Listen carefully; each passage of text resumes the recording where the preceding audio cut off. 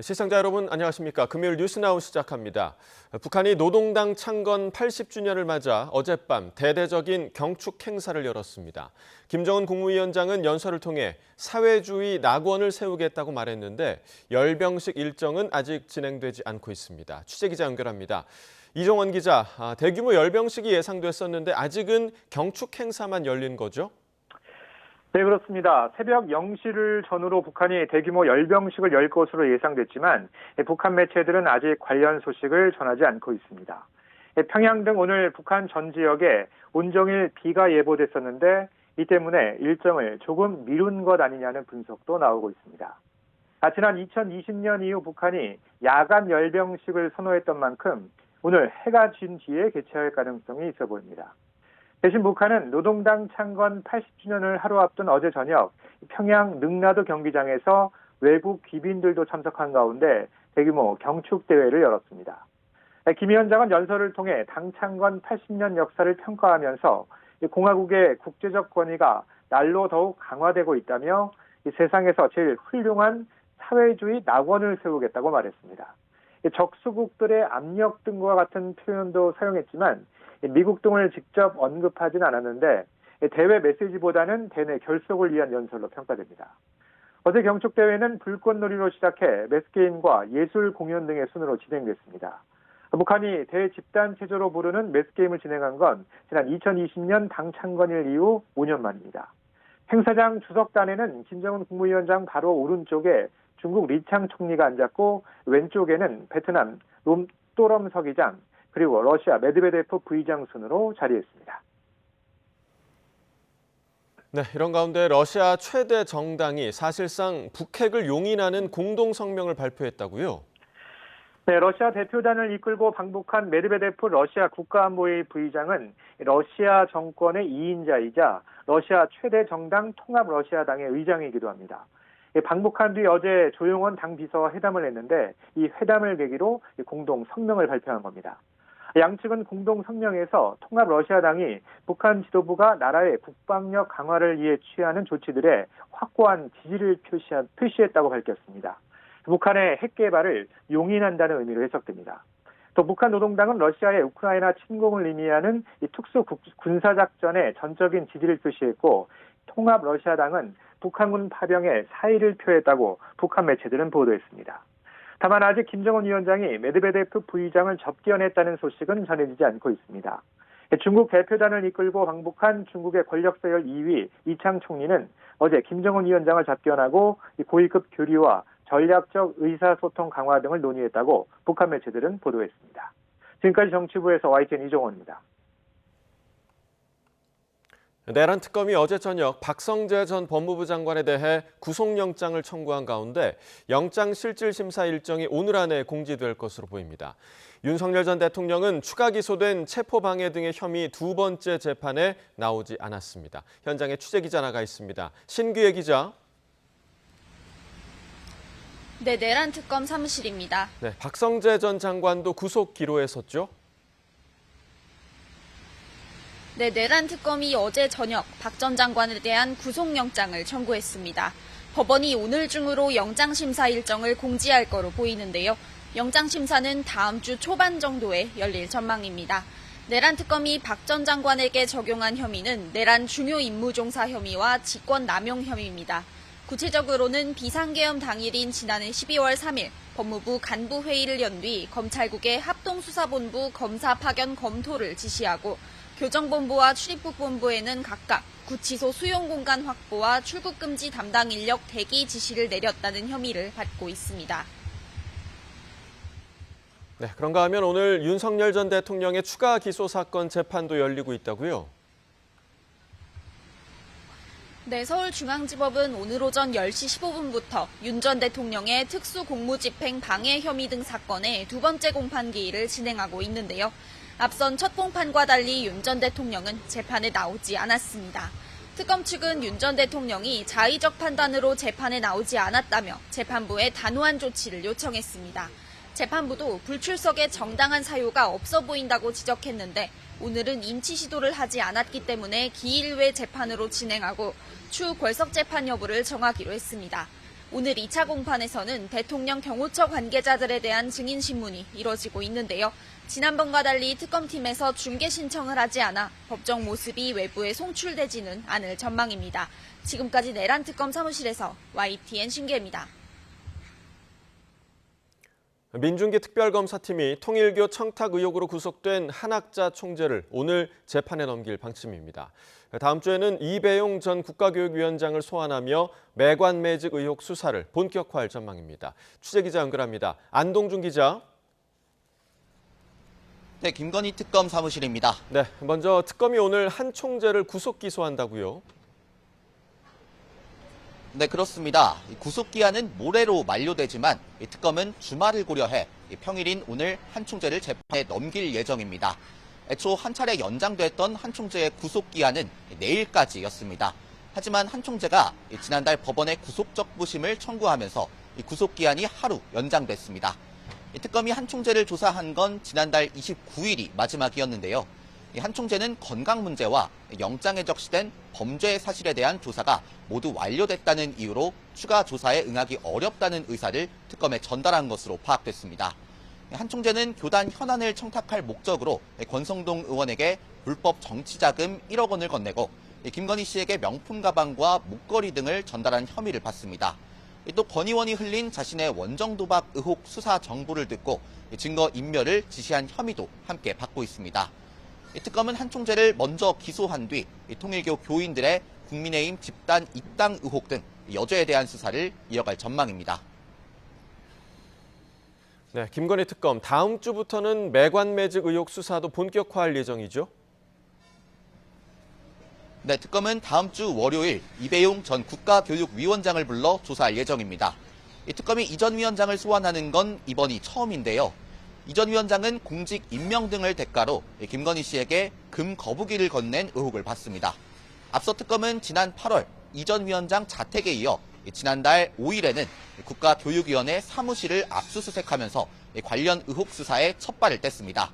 이후 특검은 매경 미디어그룹 회장의 배우자이자 정진기 언론문화재단 이사장 정모 씨를 압수수색하기도 했는데요. 특검은 당시 압수수색이 이 전 위원장의 금거북이 매관매직 의혹과 관련이 있다고 설명하기도 했습니다. 압수수색 당시 이 전 위원장은 참고인 신분이었지만 이번 조사에선 피의자로 전환될 가능성도 있습니다. 특검은 이 전 위원장을 소환한 다음 날 비서 박모 씨를 소환하면서 관련 수사에 속도를 낼 걸로 보입니다. 지금까지 김건희 특검 사무실에서 YTN 안동준입니다. 다음 주 국정감사를 앞두고 서로 다른 목표물을 겨냥한 여야가 치열한 대결을 예고하고 있습니다. 민주당은 조희대 대법원장을, 국민의힘은 김현지 대통령실 부속실장을 각각 증언대 위에 세우겠다고 벼르는 가운데 국감 목표로는 각각 내란 청산과 독재 저지를 내걸었습니다. 취재기자 연결합니다. 김철희 기자.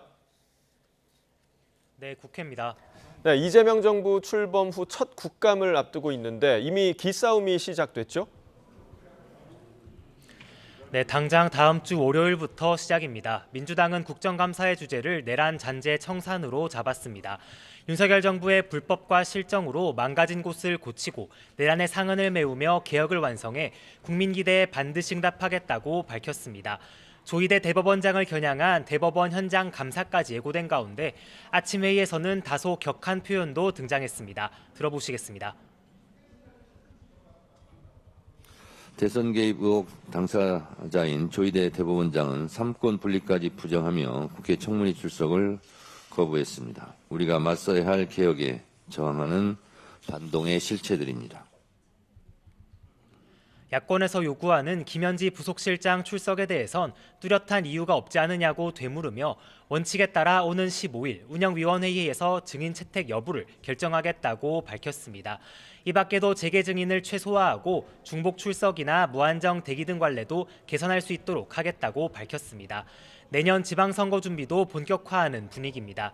이르면 다음 주부터 당원 명부를 점검해 중복이나 허위 명단을 거론낼 예정인데 당 관계자는 YTN에 지방선거 전 과열을 막고 조직을 정비하는 차원이라고 설명했습니다. 네, 야당에서는 현재 김현지 부속실장의 출석을 계속해서 요구하고 있는 상황이죠. 네, 국민의힘 국정감사 대책회의에서는 어김없이 김현지 실장 이름이 소환됐습니다. 김 실장이 정권 최고 실세임에도 실체가 여전히 오리무중이란 건데요. 관련 발언도 직접 들어보시겠습니다. 성남 라인 비선 실세들의 영향력도 도처에서 감지되고 있다는 소식입니다. 이재명 정권의 위선과 거짓을 끝까지 파헤치는 국감이 되도록 하겠습니다. 국정감사 기조는 독재를 저지하고 내 삶을 지키는 국감으로 설정했는데요. 자유와 공정 수호, 경제 성장 회복, 국정 운영 투명화를 3대 목표로 잡았습니다. 또 국가정보자원관리원 화제를 겨냥해선 진상을 규명해 국민 불안을 해소하자며 국정조사를 제안하기도 했습니다. 반년여 앞으로 다가온 지방선거 준비에도 역시 박차를 가하는 모습입니다. 조금 전 지방선거 총괄기획단 임명장 수여식과 함께 바로 1차 전체 회의를 진행하고 있고요. 조강투기와 정기당무 감사를 통해 선거 전 조직 정비에도 공을 들이는 분위기입니다. 네, 그리고 연휴 직전까지 이어졌던 무제한 토론 정국은 완전히 끝난 겁니까? 아직 불씨는 남아 있습니다. 여당이 국정감사 기간 중에라도 비쟁점 법안 60건가량을 본회의에 상정하는 방안을 검토 중이기 때문인데요. 김병기 원내대표는 오늘 아침 회의에서 추석 전 응급실 뺑뺑이 방지법 등을 처리하자고 제안했지만 국민의힘이 불응했다며 화살을 야당에 겨눴습니다.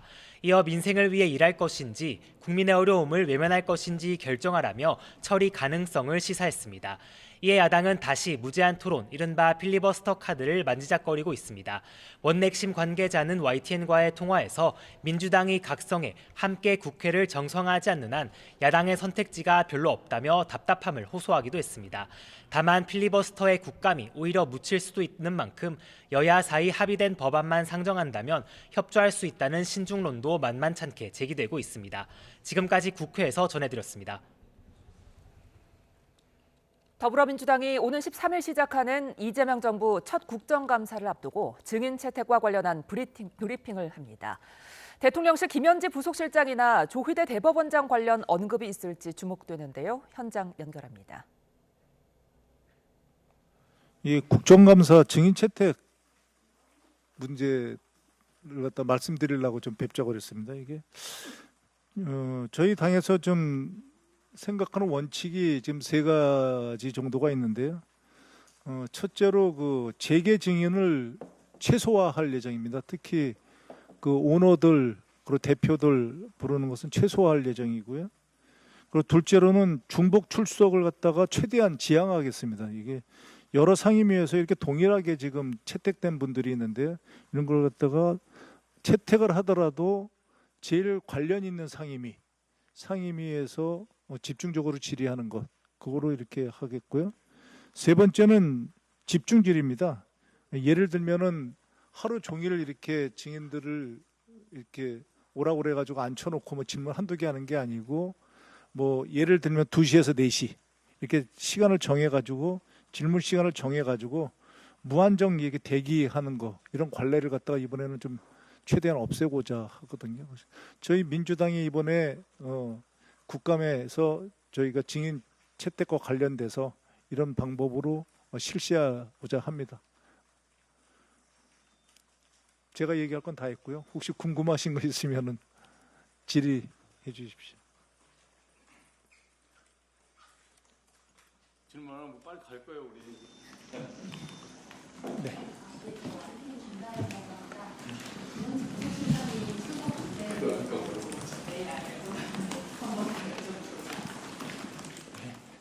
왜 안 나오나 했다.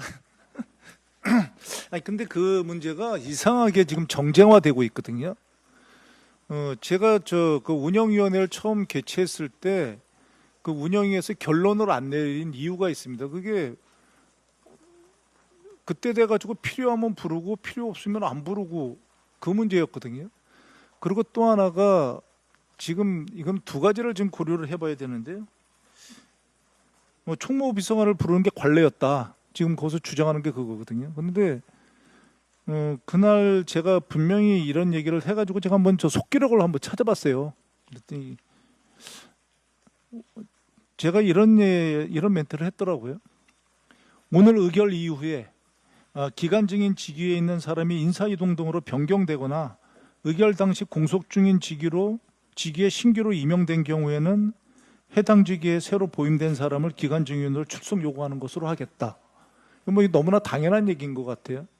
근데 여기에서 벗어나려면 예를 들어 총무비서관 김현지 지금 부속실장이 총무비서관으로 보임될 당시에 굉장히 무슨 문제가 있었어요. 인사에 뭐 참사가 났다든지 아니면 본인이 관여한 업무에 무슨 문제가 생겼다든지.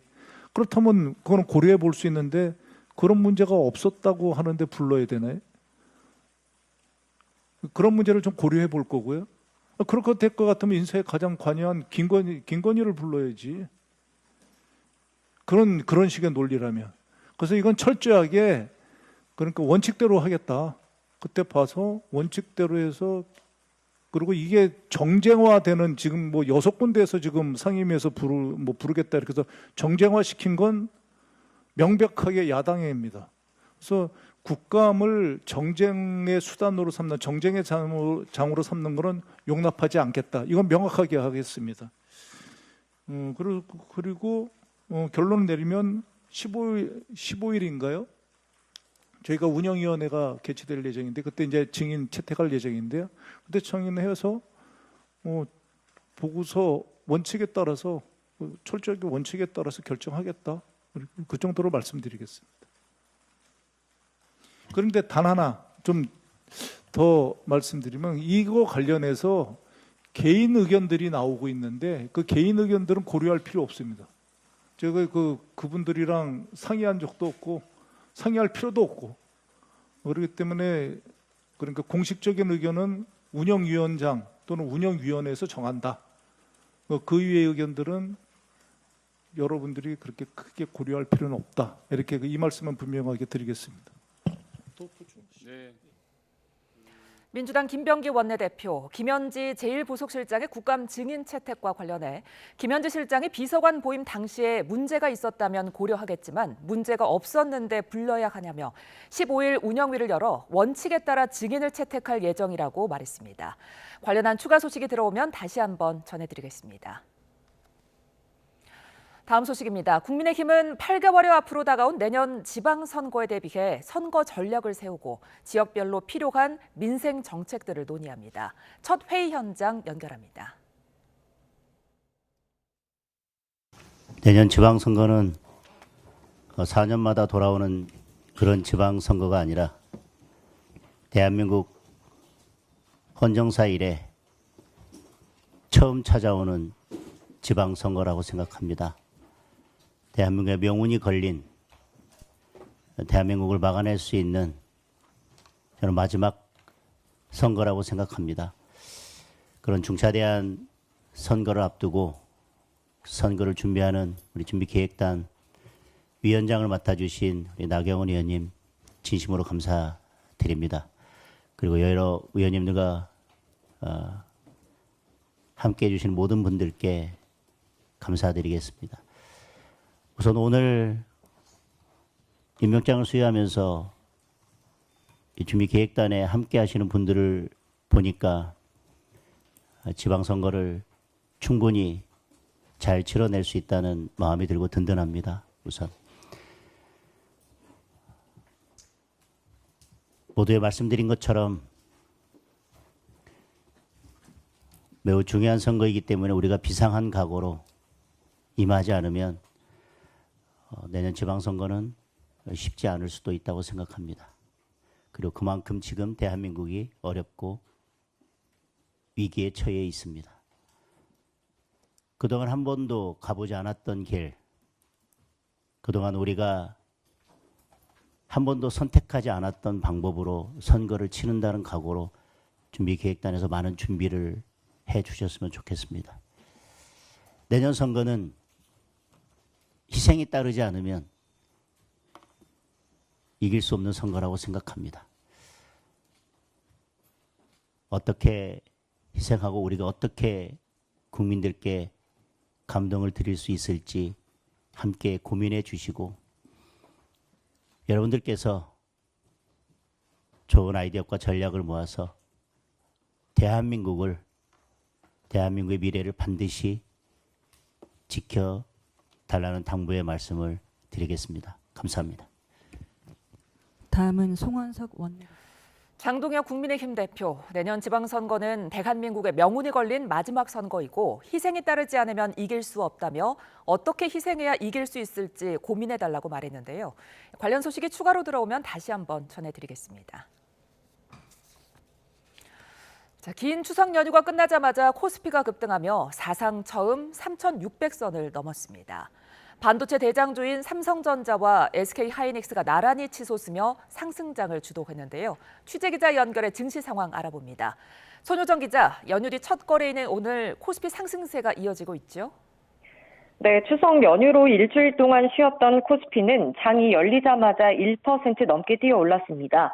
3,600선을 코앞에 둔 3,598로 거래를 시작했습니다. 오전 내내 오름폭을 키우더니 장중 3,617까지 치솟았습니다. 추석 연휴 직전 3,500선을 돌파한 뒤 곧바로 사상 처음으로 3,600선마저 뛰어넘은 겁니다. 지금은 3,600선 아래로 떨어졌지만 여전히 강세를 이어가고 있습니다. 오늘도 외국인의 매수세가 두드러졌습니다. 외국인 투자자는 6,300억 원 넘는 주식을 사들이며 지수를 끌어올렸습니다.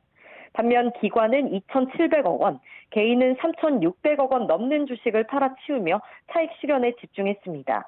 연휴 기간 미국에서 대규모 인공지능 투자 발표 소식이 이어진 가운데 엔비디아의 아랍에미리트 수출 호재가 우리 반도체주 급등에도 영향을 미쳤습니다. 특히 삼성전자와 SK하이닉스가 각각 5%, 10% 넘게 뛰어올랐습니다.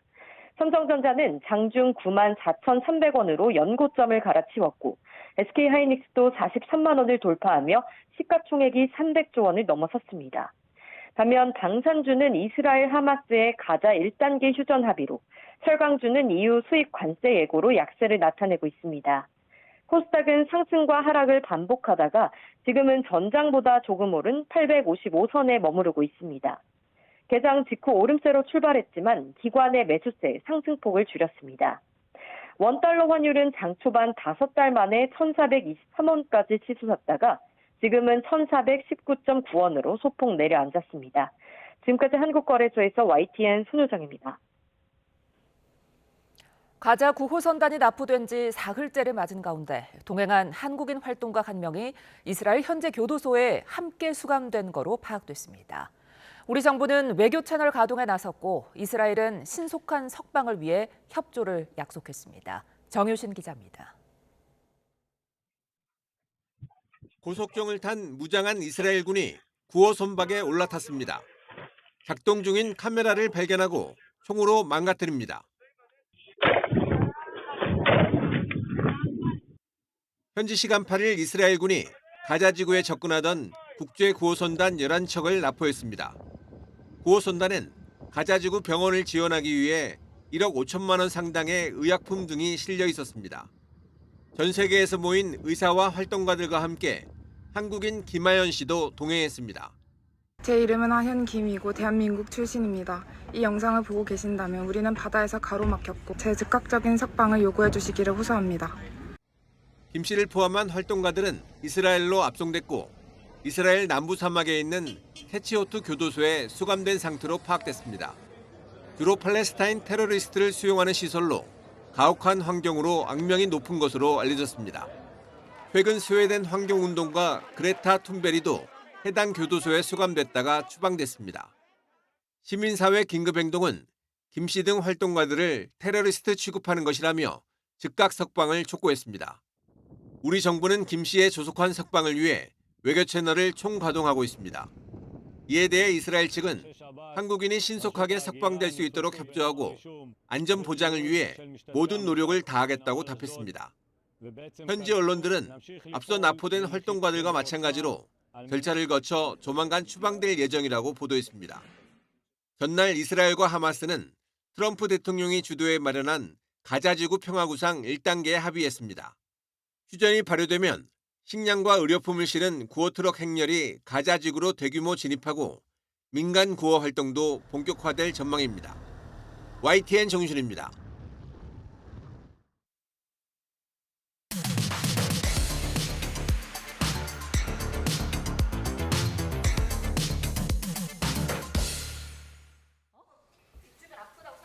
네, 각이 살아있는 정치평론 시사정각 시작합니다. 오늘도 각이서는 두 분을 모셨습니다. 김지호 더불어민주당 대변인, 홍석준 전 국민의힘 의원 나오셨습니다. 어서 오십시오. 안녕하십니까. 네. 자, 두 분 연휴 잘 보내셨습니까? 예, 잘 보냈습니다. 네, 네. 자, 아마 여전히 그 연휴인 분들도 계실 텐데 정치권에서는 이번 연휴 추석 민심을 들을 수 있는 시간이었습니다. 그런데 여야가 해석한 추석 민심은 정반대였습니다. 먼저 관련 내용 듣고 자세한 이야기 나눠보겠습니다. 딱 한 단어로 말씀드리자면 내란 극복이었고요. 그러니까 도대체 이 비상겸 이후에 여러 가지 사건 사고도 많았고 대선도 끝난 지 꽤 된 것 같은데 아직도 뭐 예를 들면 안가 4인방을 비롯한 버젓이 이 거리를 활보하는 이런 상황이 언제쯤 끝나는지에 대해서 많이 관심 갖고 계시고요. 이제 좀 빨리 좀 끝났으면 좋겠다. 근데 사실 이 특검의 수사도 그렇고 아직도 재판도 남아있기 때문에 이런 부분을 많이 좀 답답해하셨던 것 같습니다. 지난 추석 민심은 민주당의 독선과 독재를 막아달라, 저지해달라, 견제해달라는 것이었습니다. 저희들은 민생경제협의체 정상 가동하고 싶습니다. 민주당과 이재명 정권이 독선과 독재를 접고 노선 수정을 하여 민생경제협의체가 가동될 수 있는 여건을 만들어 주시기를 간곡히 부탁드립니다.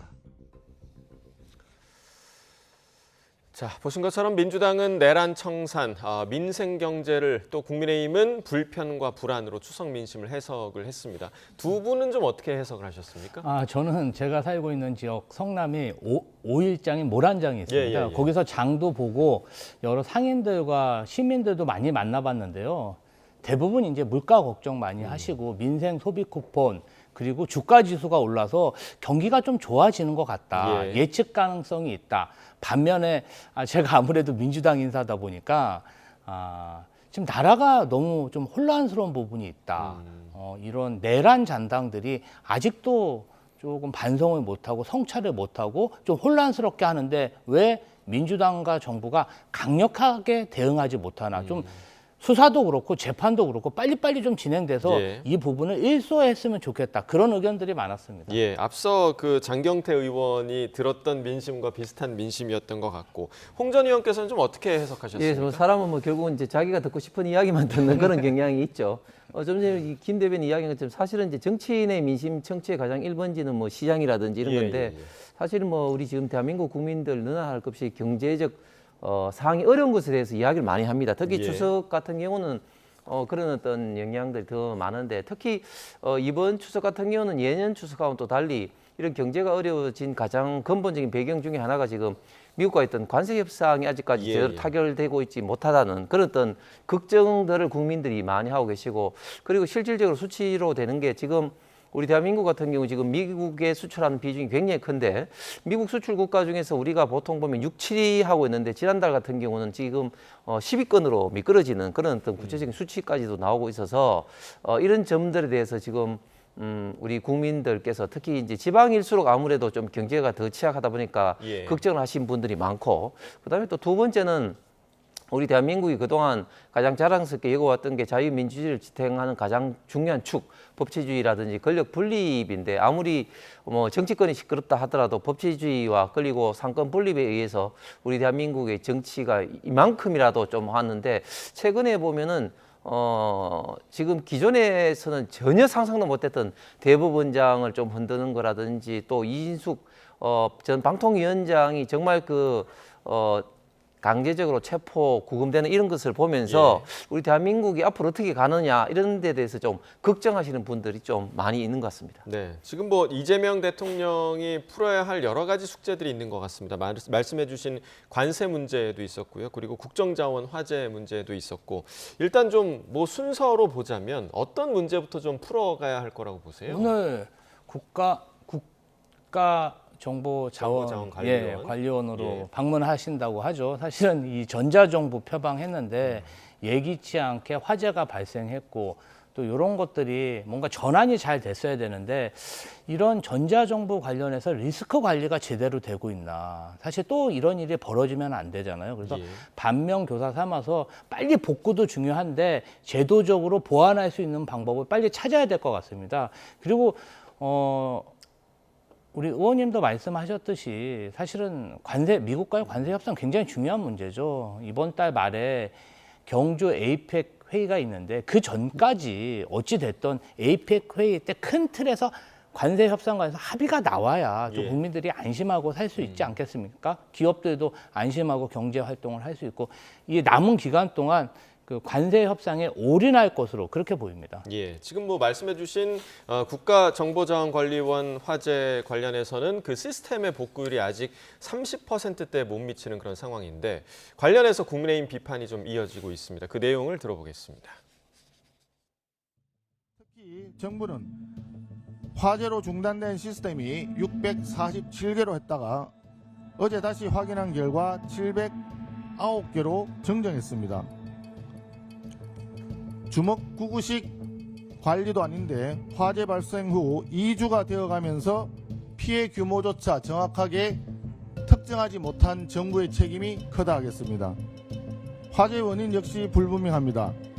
교체 작업 매뉴얼이 지켜졌는지 평소 관리가 부실했는지조차 밝혀지지 않고 있습니다. 국민의힘에서는 국가정보자원관리원 화재 사태에 대한 국정조사를 더불어민주당에 제안합니다. 원인 규명과 복구 지연 사유, 시스템 관리와 컨트롤 타워 채빙까지 국정조사를 통해서 낱낱이 밝혀져야 합니다.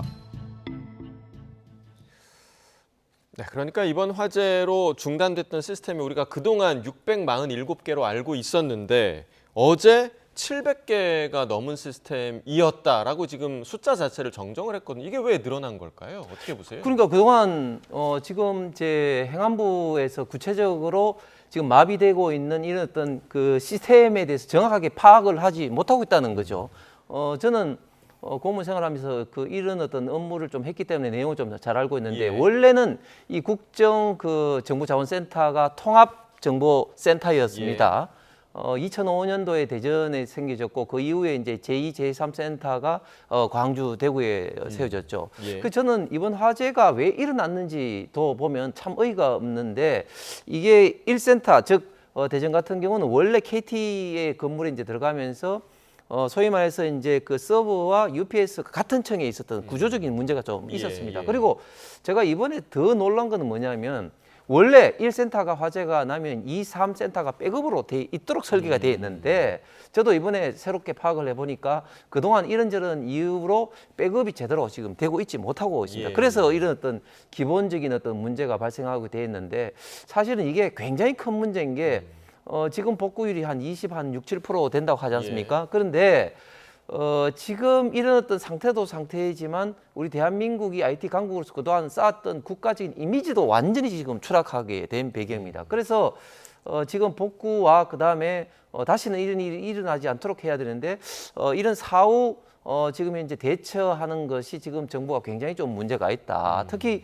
이재명 대통령 같은 경우는 오늘에서야 현장에 간다고 하는데 28일 날 뭐 냉보에 그런 어떤 예능 촬영하면서 또 대통령실에서는 그게 또 아니었다고 하고 또 문제 제기를 한 지준 의원의 장동혁 대표에 대해서 또 사업적으로 고소 고발을 하고 뭐 이런 식으로 해서 문제가 더 커져 버린 어떤 그런 어떤 상황인 것이죠. 그래서 저는 송원석 대표가 이야기한 것처럼 저는 국정조사가 지금 정쟁력으로 접근한다고 생각하지 말고 이런 일이 왜 일어났는지 그리고 이런 일이 다시는 일어나지 않도록 하기 위해서 어떤 일을 해야 될 것인지 저는 다시 한번 좀 조언을 해드리면 지금 이 사업은 원래 정통부 사업으로 시작을 했는데 정통부가 해체되면서 지금 이제 행안부 관리 사업으로 됐거든요. 그렇기 때문에 지금 행안부 같은 경우 지금 중수청이라든지 등등 오면서 굉장히 비대해지면서 이런 어떤 관련된 부처 관할도 한번 좀 생각해 봐야 될 것 같습니다. 그래서 종합적으로 한번 국회에서 정쟁용에는 진짜 우리 대한민국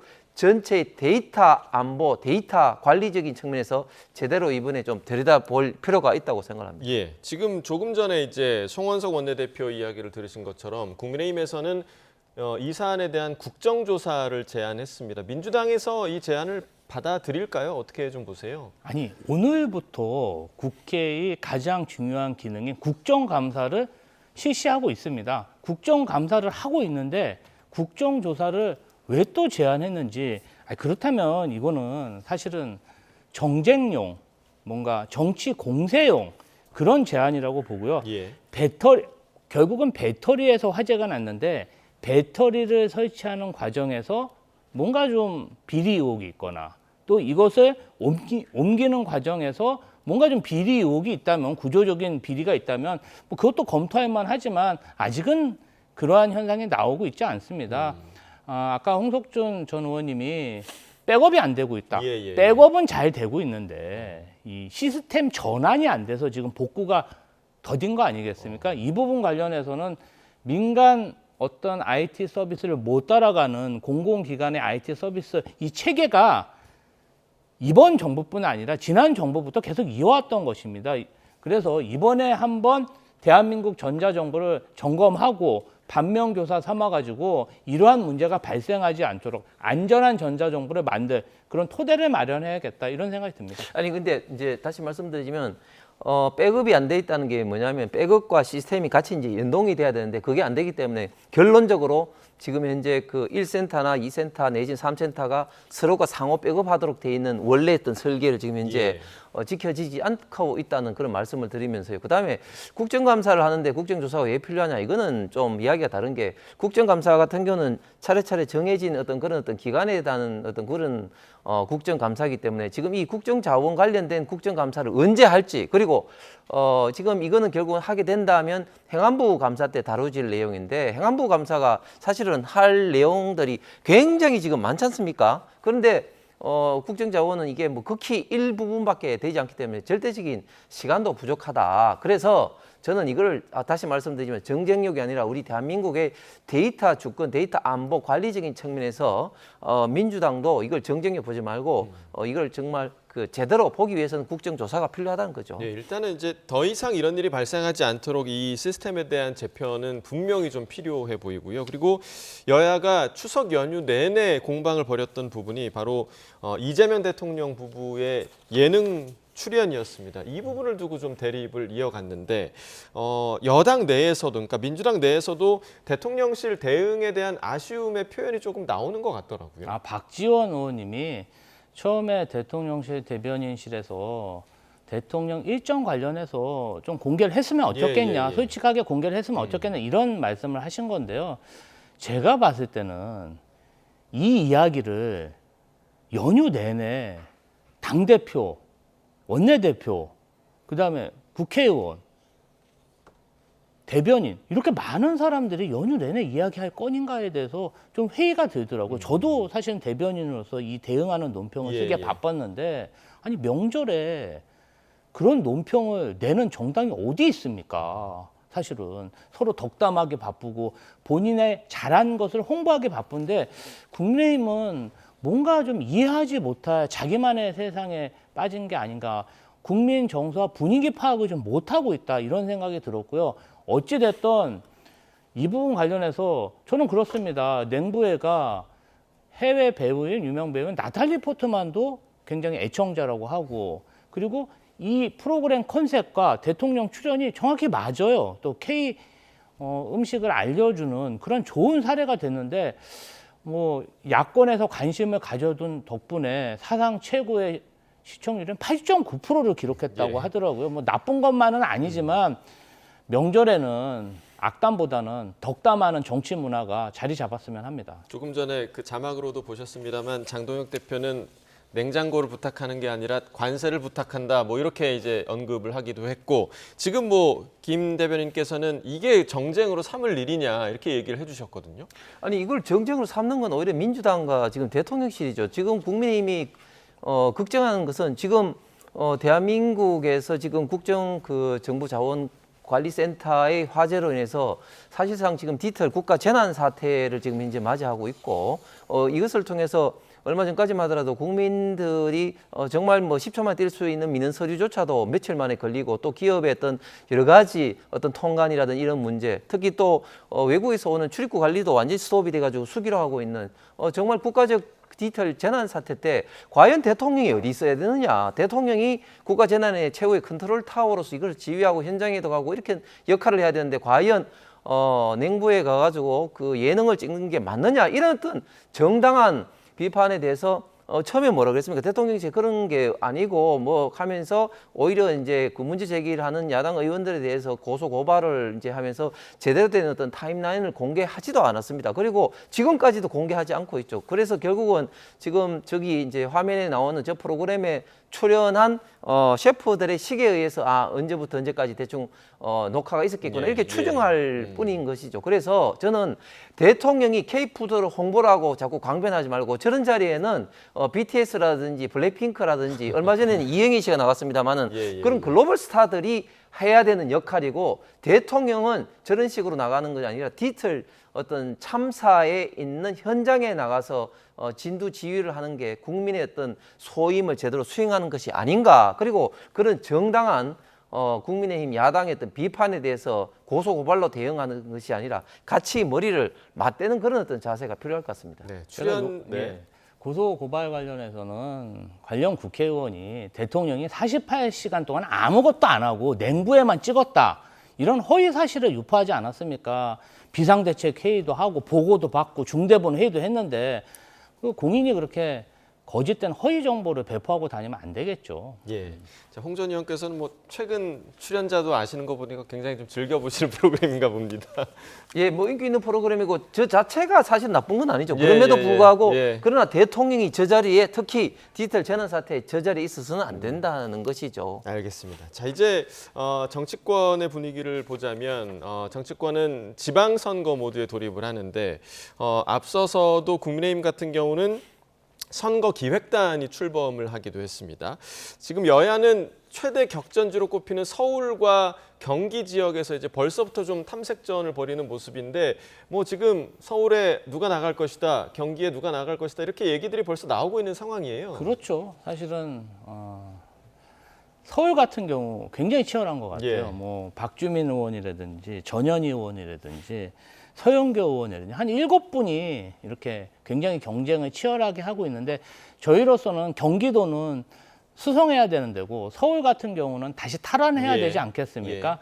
그런 면에서 보면은 오세훈 시장이 서울시의 부동산 관련 정책 그리고 최근에 한강버스 관련해서 굉장한 실책들이 나오고 있기 때문에 이번이 지방정부 서울지방정부를 탈환할 적기다 이렇게 많이 생각하고 있습니다. 그래서 경쟁도 굉장히 치열한 게 아닌가 이런 생각이 들고요.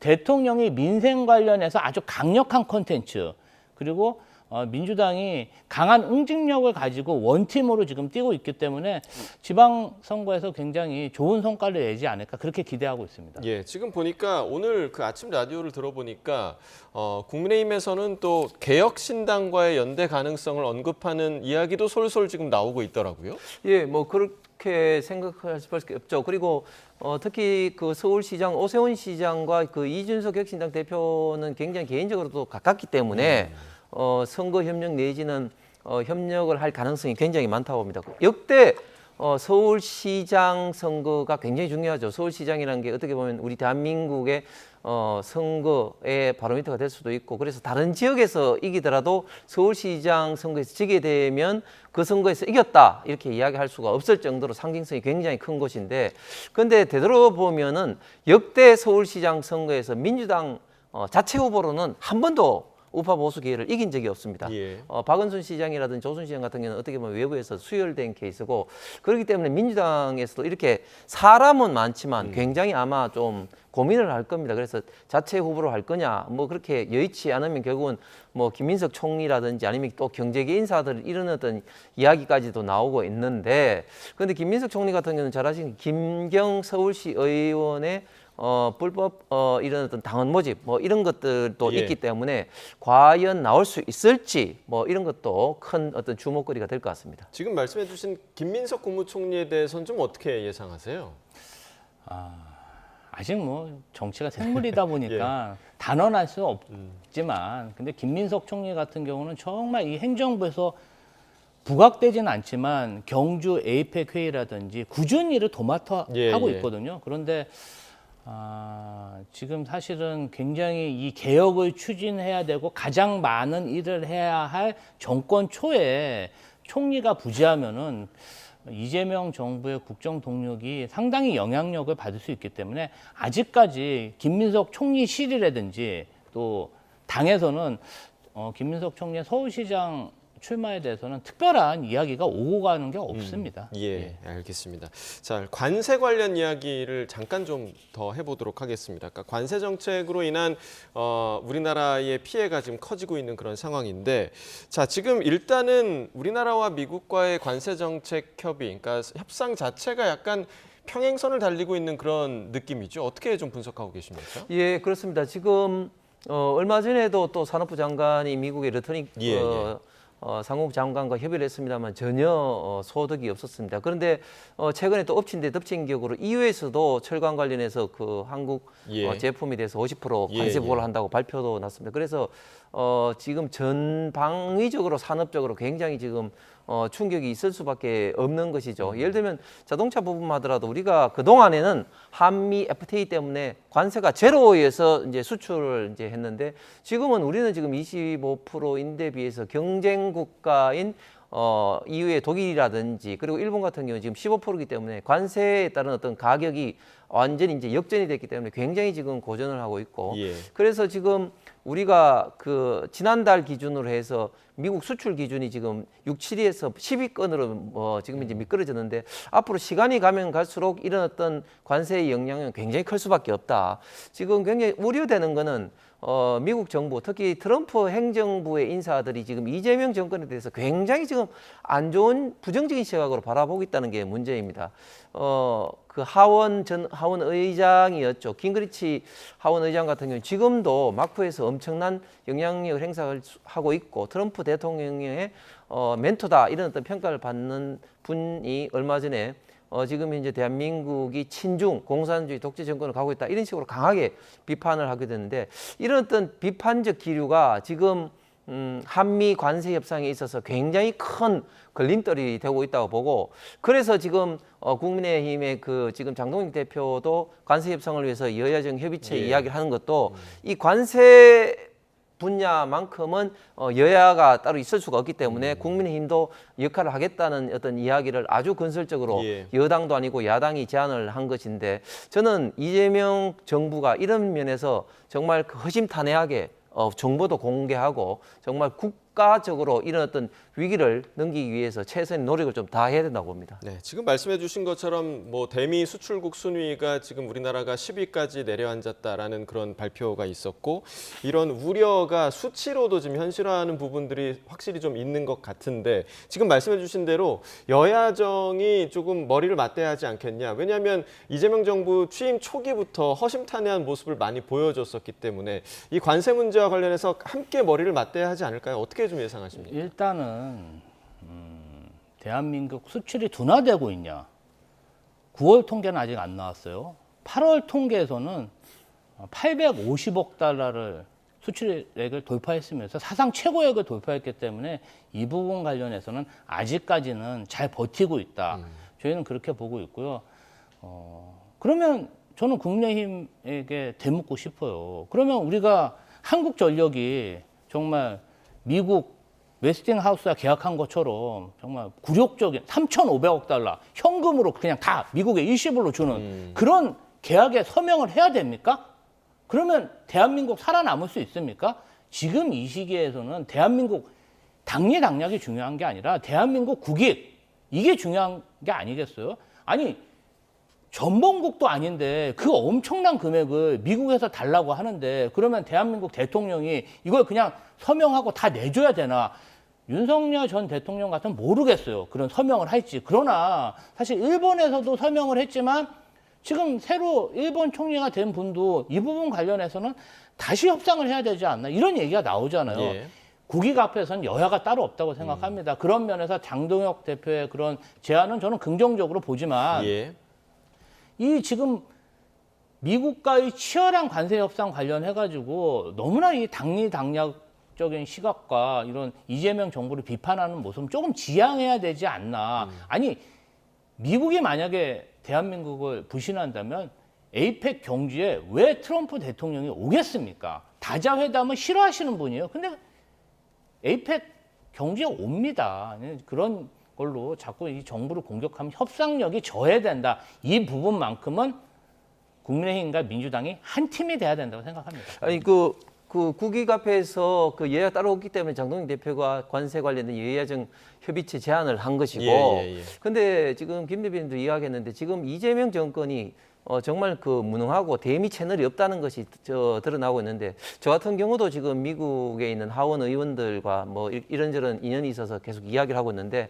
지금 미국 정부, 특히 트럼프 정부에서 이재명 정권에 대해서 굉장히 지금 부정적으로 바라보고 있는 것은 분명한 사실이고요. 그래서 이재명 정권이 아니면 이런 식으로까지 과연 트럼프 행정부가 밀어붙였느냐 이런 데 대해서는 저는 굉장히 좀 부정적 의식을 갖고 있고, 지금 에이펙 이야기를 했는데 정말 우리 그 외교에서 창피한 게, 지금 현재 드러난 이야기는 트럼프 대통령이 일본에 3일 있고 지금 한국에는, 대한민국에는 하루만 딸랑 있는다는 아닙니까? 그렇기 때문에 그만큼 우리 한미 간의 관계가 역사상 지금 최악으로 지금 몰려가고 있는 것이 현실입니다. 이런 어떤 현실적인 차원에서 지금 정부 여당이 좀 하지 못하는 좀 외교의 어떤 채널을 지금 그 국민의힘이 갖고 있는 그런 것도 있기 때문에, 이런 점에서 적극적으로 돕겠다, 하겠다 이런 어떤 제안을 한 것조차도 저는 부정적으로 정쟁으로 자꾸 생각한다는 것은 저는 문제가 있다고 봅니다. 네, 자 지금 국민의힘에서 제안한 여야정 협의체를 받아들일 수 있을지, 또 여야가 모두 이 관세 문제에 머리를 맞댈 수 있을지 좀 지켜봐야 할 문제인 것 같고요.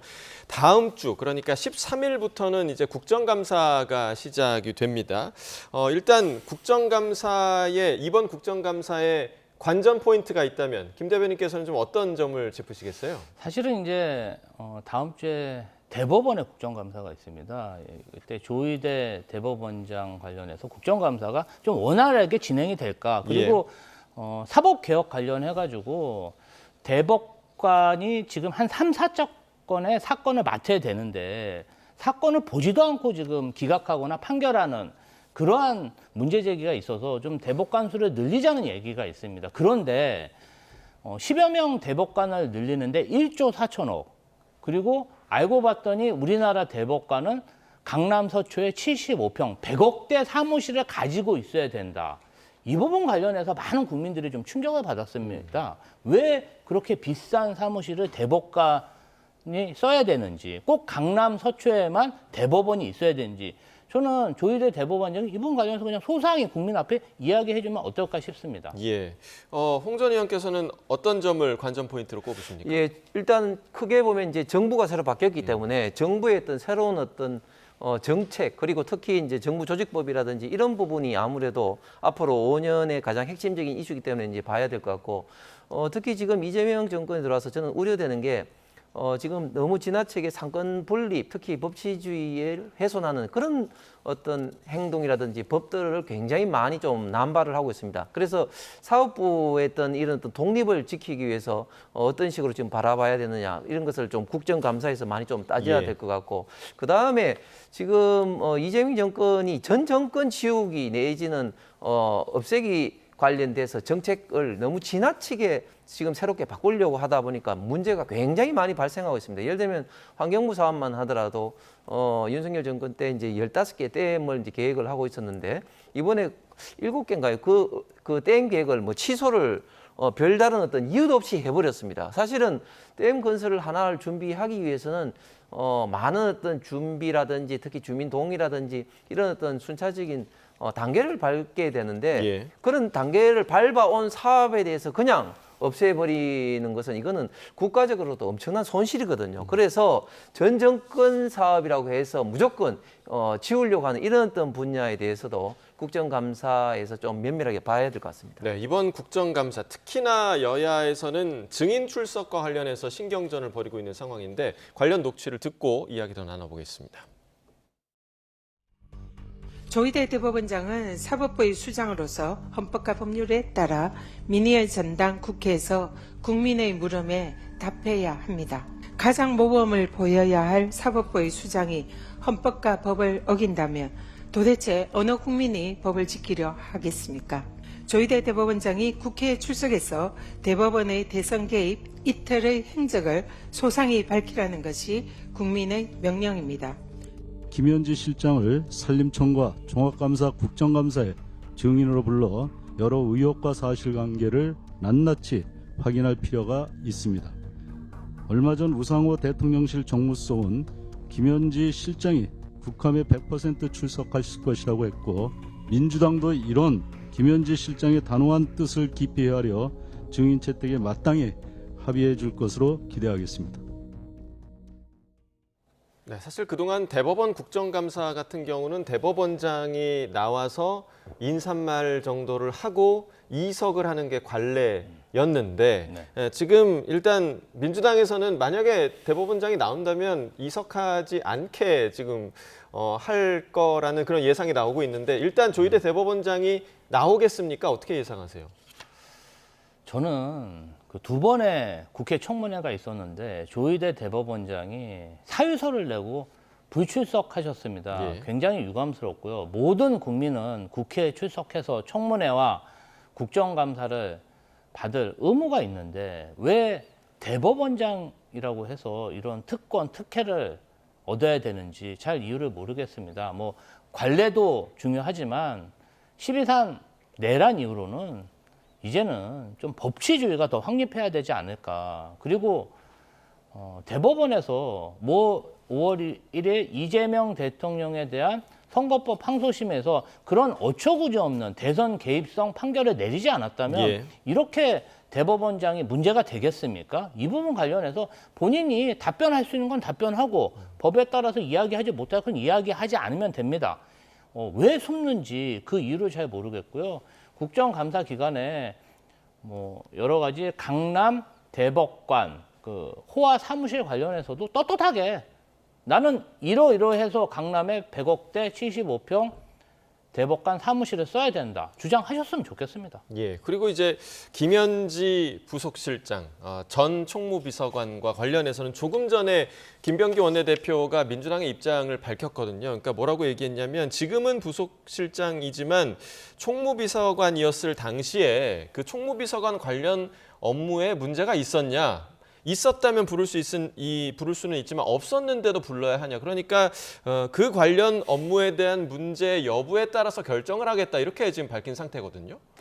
예상했던 대로 지금 김현지 지금 부속실장 출석을 막기 위해서 이렇게 또 이야기를 좀 하는 게 아닌가. 지금 우상호 정무수석 이야기하고는 완전히 지금 다른 거 아니겠습니까? 우상호 정무수석은 뭐 100% 나간다 이렇게 이야기를 하고 있는데 지금 뭐 민주당에서는 또 김병기 원내대표가 그런 식으로 이야기하는 것은 결국은 김현지 부속실장을 국정감사장에 못 나오도록 하기 위해서 인사를 정무비서관에서 부속실장으로 했다. 이렇게 꼼수 인사를 했다. 이렇게 비판을 할 수밖에 없는 것이죠. 당연히 정무비서관 있을 때 굉장히 좀 인사 전액 내지는 국정농단에 가까운 그런 어떤 월권 행위를 많이 했죠. 예를 들면 정무비서관은 대통령실의 어떤 살림을 이제 관할을 하면서 특히 대통령실 내에 있는 인사만 해야 되는 자리인데 강선우 전 여가부 장관 어떤 후보자에 대해서 뭐 물러나라든지 아니면 또 지금 산림청장 관련된 그 인사에 뭐 관여했다든지 이런 여러 가지 어떤 의혹이 보도로 나오고 있는데 그것만 하더라도 당연히 이제 총무비서관 시절에 여러 가지 이슈가 있는 것이죠. 그렇기 때문에 당연히 김현지 비서관 지금 부속실장이 나오지 않으면 더더욱 앞으로 그 이재명 정권에 대한 어떤 그런 인사, 특히 김현지 지금 부속실장과 이재명 대통령과의 어떤 특수한 관계로 인한 여러 가지 어떤 부담이 계속해서 더 있을 수밖에 없을 것 같습니다. 근데 지금 말씀해 주신 대로 왜 그 당정 간에 이 사안에 대한 의견이 다른 걸까요? 왜냐하면 그 김현지 부속실장의 인사를 단행한 주체는 대통령실이잖아요. 네. 대통령실에서는 오히려 100% 출석한다라고 얘기하는데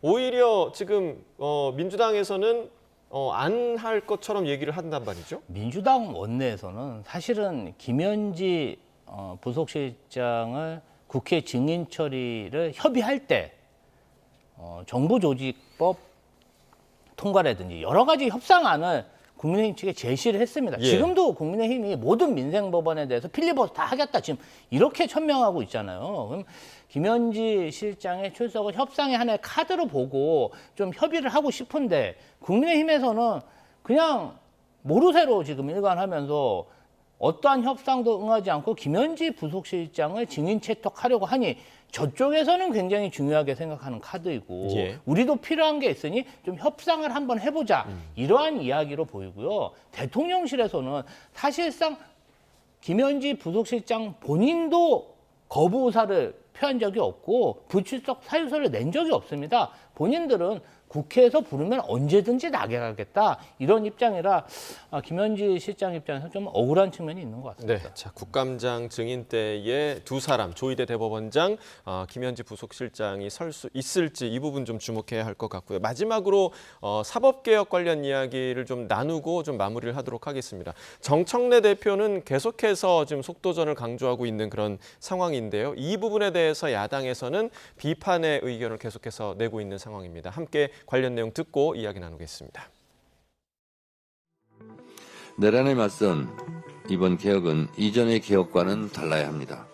반격의 여지를 남겨두면 언제든 다시 내란 세력은 되살아납니다. 다시는 내란을 생각하기조차 못하도록 하는 것이 빛의 혁명의 정신을 이어가는 길입니다. 끝까지 추적해 책임을 묻고 저항에 굴하지 않고 전진해야 합니다. 당정되는 내란 청산, 민생 경제 회복이라는 두 마리 토끼를 잡기 위해 원팀, 원보이스로 국민이 오케이 할 때까지 최선을 다하겠습니다. 이제 13일부터 이재명 정부 첫 국정감사가 시작됩니다. 이번 국감은 윤석열 내란 잔재 청산의 국감입니다.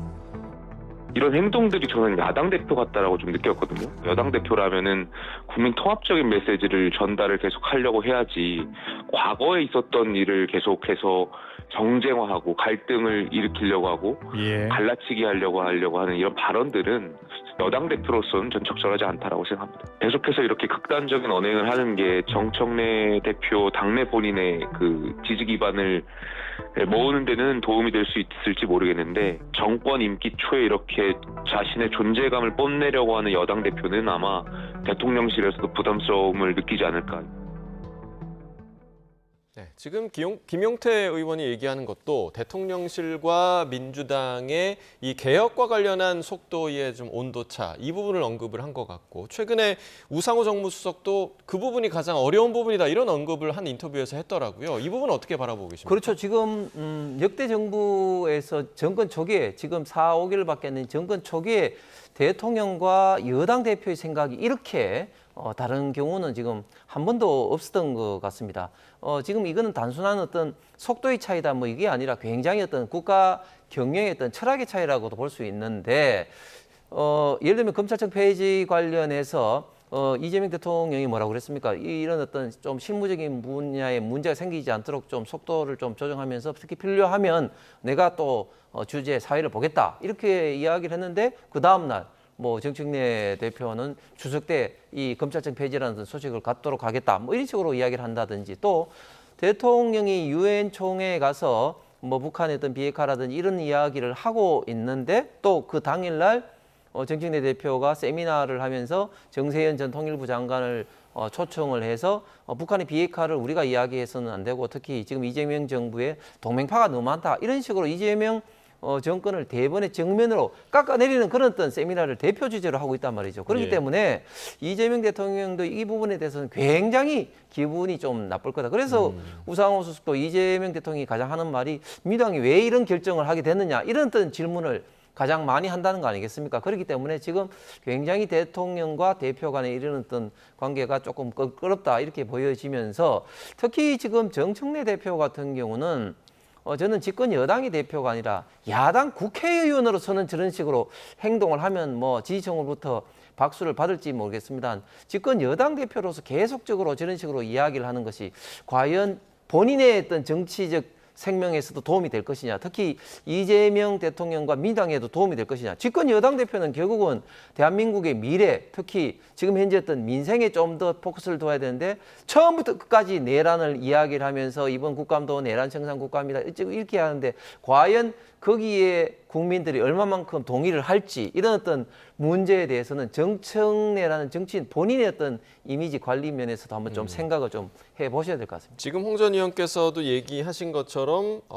여당 대표로서의 언어가 아니다라고 지금 지적을 해주신 부분이고 이 부분은 자신의 존재감을 뽐내려고 하는 거다. 이 비판에 대해서는 좀 어떻게 보십니까? 저는 사실은 국민의힘의 여당 대표상이 뭔지 잘 모르겠어요.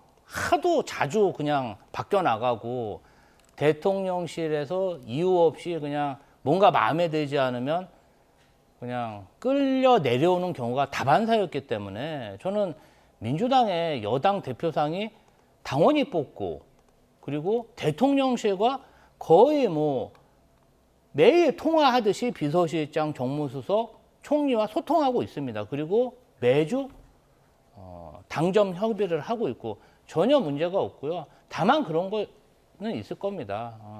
국민의힘에서는 정부 여당이 정부를 보조하는 그냥 시녀에 불과하겠지만 민주당 정권에서는 국정을 진행하는 한 파트너로서 존중하고 서로의 이견을 또 의견을 통합하고 조율해서 하나의 제도 개선을 만드는 그런 시스템이 있기 때문에 국민의힘이 뭐 이해를 못하는 것은 뭐 그분들의 어떤 국정 통치 방식이지만 저희는 나름대로 새로운 정권 창출, 지방선거 승리, 총선 승리를 위해서 제도 개혁을 위하고 또 지지층을 만족시켜야 되기 때문에 서로 치열하게 정말 논의하고 논쟁하고 있다. 사실은 정무수석이라는 자리가 그래서 힘들 것 같습니다. 그러나 어떻게 보면 이러한 시스템이 국민의힘보다 훨씬 건전한 시스템이 아닌가 그런 생각도 듭니다.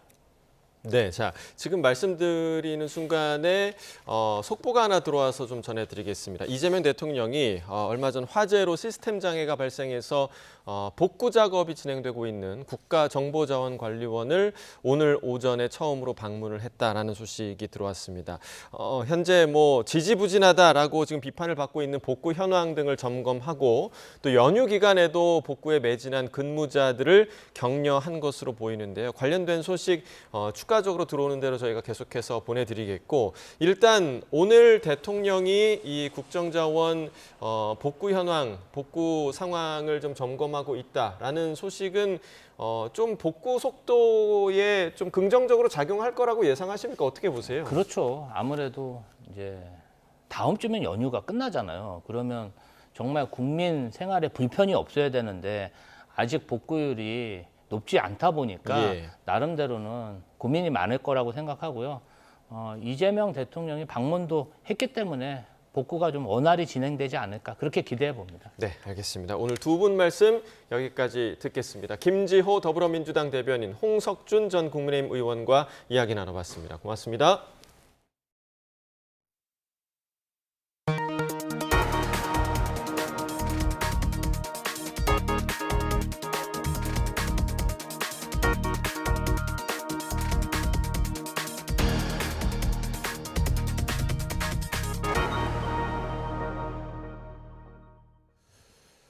다음 소식입니다. 수도권과 강원도에 비가 내리는 가운데 어제보다 기온이 4도가량 떨어지면서 한층 서늘해졌습니다.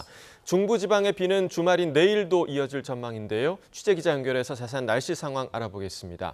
고한석 기자, 기온이 얼마나 낮아진 겁니까? 네, 오늘 아침 서울 기온은 16.3도로 어제 아침보다 4도가량 낮았습니다.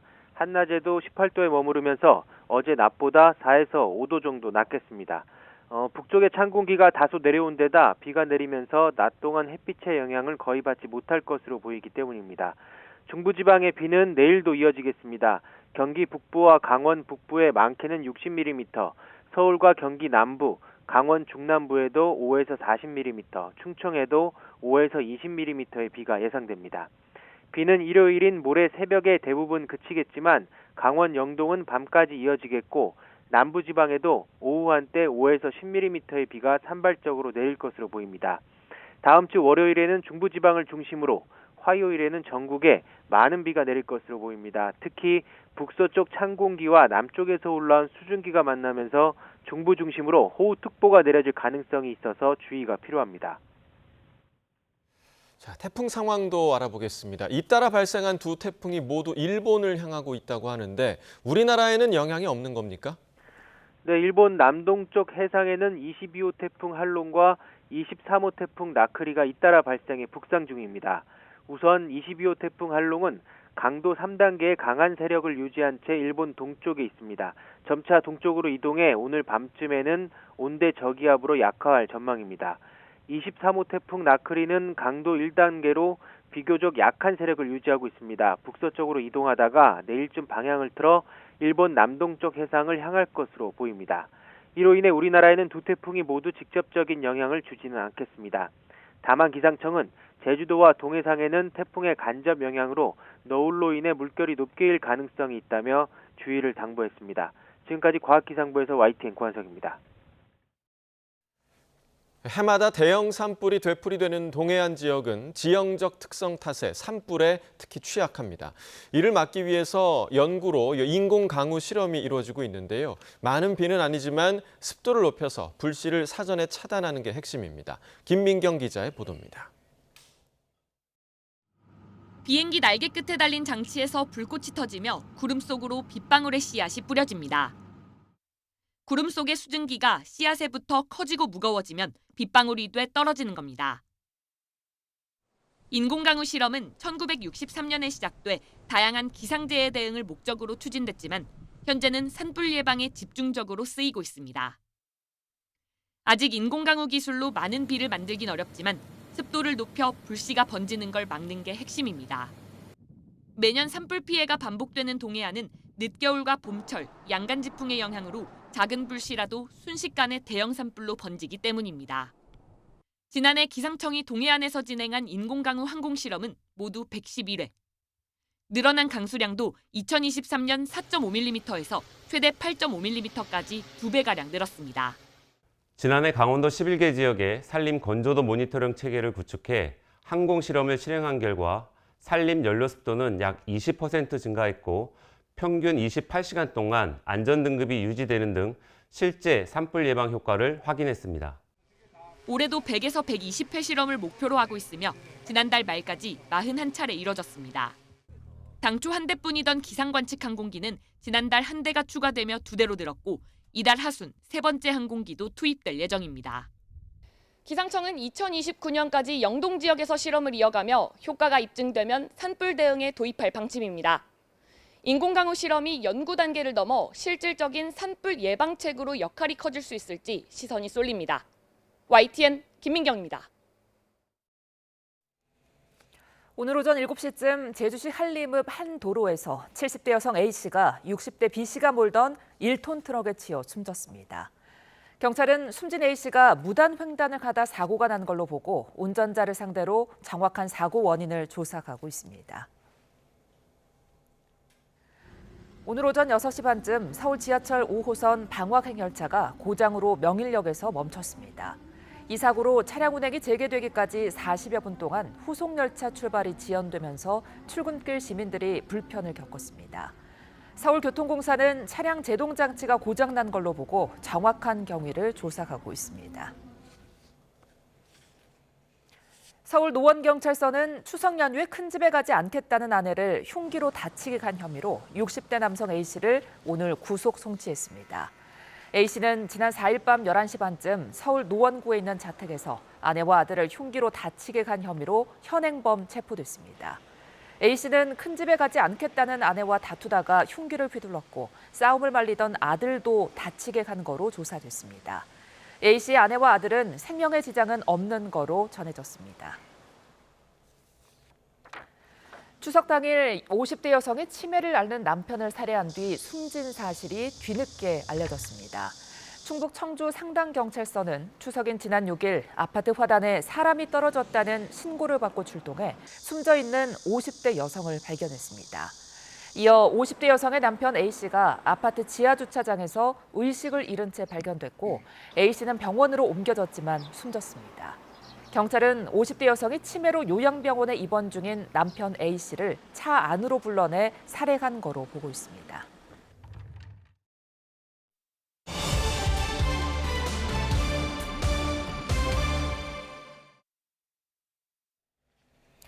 북한이 노동당 창건 80주년을 맞아 대규모 열병식을 열 예정입니다.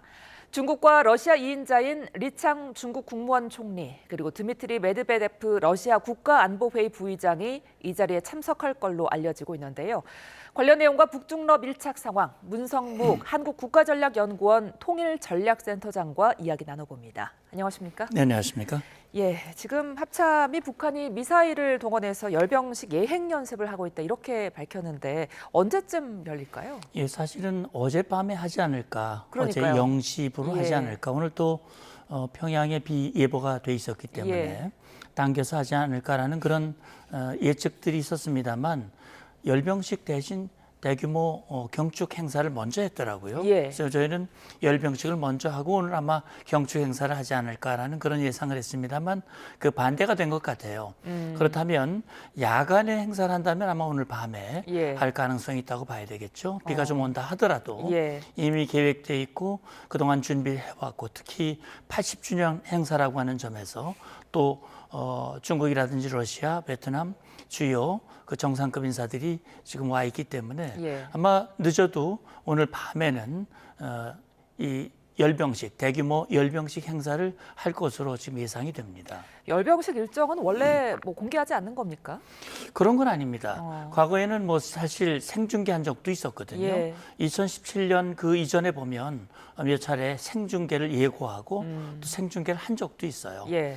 근데 이번 같은 경우는 사실 구체적으로 언제 열병식을 할지 그 공개를 할지 여부에 대해서도 아직까지 분명히 알지 못하기 때문에 우리 방송에서도 이게 언제 했나 안 했나 언제 하지 지금 그런 상황이 돼 있는 거거든요. 예. 그래서 제가 볼 때는 아마 여러 가지 변수도 있겠지요. 예. 그런데 어쨌든 우리 대한민국을 포함해서 국제사회에 뭔가 관심과 이목을 집중시키고 좀 뭐랄까 깜짝 쇼랄 거예요. 예. 어떤 그런 효과를 좀 극대화하기 위한 그런 목적이 아닐까라는 생각이 드는데 예. 그러니까 이제 어젯밤에 대규모 경축 행사, 집단 체조, 공연 이런 예술 행사를 이미 했고 예. 거기서 북한 국무위원장 김정은이 직접 이제 연설까지 했단 말이죠. 예.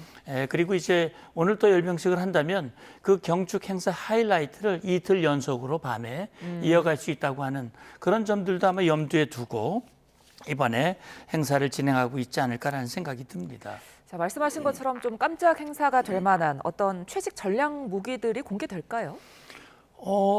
뭐 그동안 북한이 열병식을 여러 차례 했지 않습니까? 예. 김정은 최고 그 집권자가 된 이후에 많은 열병식들을 했었고요. 예.